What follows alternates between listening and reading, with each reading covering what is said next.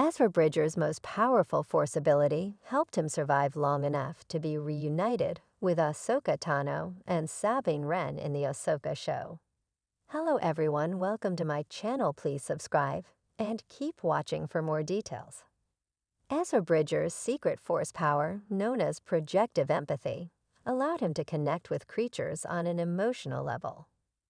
This power explains why Ezra was able to communicate with creatures and form deep bonds with them. Projective empathy played a crucial role in Ezra's survival on the desolate planet Peridea and in forming a relationship with the Noti community.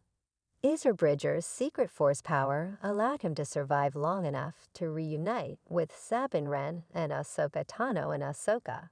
At the end of Star Wars Rebels, Ezra Bridger defeated Grand Admiral Thrawn with the help of the Purrgil, Star Wars space whales.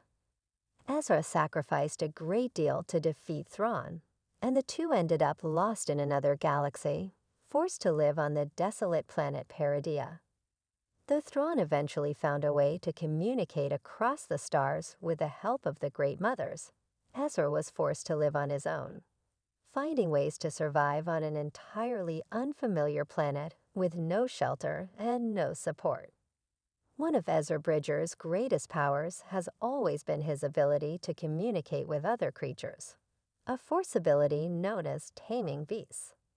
It's how he got the Purrgil to help in the Star Wars Rebels series finale, and how he communicated with the Lothwolves and Lothcats on his homeworld, Lothal.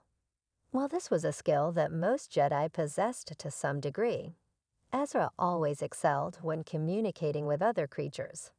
But that wouldn't have been enough to save him on Peridea. He didn't even have a lightsaber to defend himself with when he arrived. However, one Star Wars sourcebook may have revealed the true reason Ezra survived all this time. The Star Wars Rebels Season 2 sourcebook reveals Ezra's secret Force power, Projective Empathy. Projective empathy is seen by many as a precursor to projective telepathy.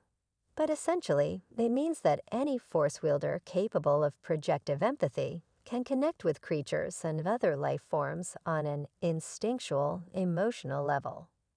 This power isn't just about communicating a want or need. It's a two-way street. The Jedi shares their intentions and emotions. The creature can fully understand those feelings and knows that they belong to the Force user, and it projects its emotional state of mind in return. It's not just about being able to hitch a ride. It's about bonding with a creature emotionally. This secret Force power explains why Ezra's communication with creatures was always on another level. He wasn't just calming them down so that he could ride those creatures. He always tried to understand what was hurting them and find a way to fix it. When Ezra and the Ghost Crew first encounter the Purrgil in Star Wars Rebels, Ezra discovers that Purrgil used the gas Closen 36 to travel across hyperspace, and that they have no intention of hurting him and his friends. Ezra used his projective empathy to better understand their nature and needs. And in turn, the Purrgil saved him because they had connected with him through the Force. Ezra experiences the same kind of connection with the Lothwolves on Lothal. The Lothwolves are the guardians of the light side on Lothal, but they seek out Ezra specifically.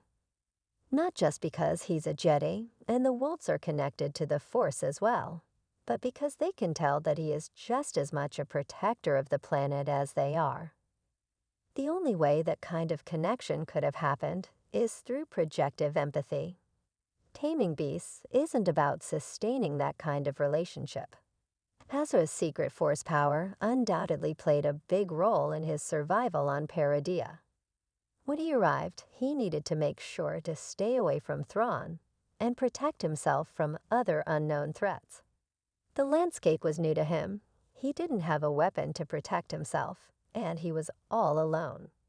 He needed to find safe shelter and consumable food and drink, something that's hard to do on an unfamiliar planet in the primary galaxy, let alone in a completely new galaxy.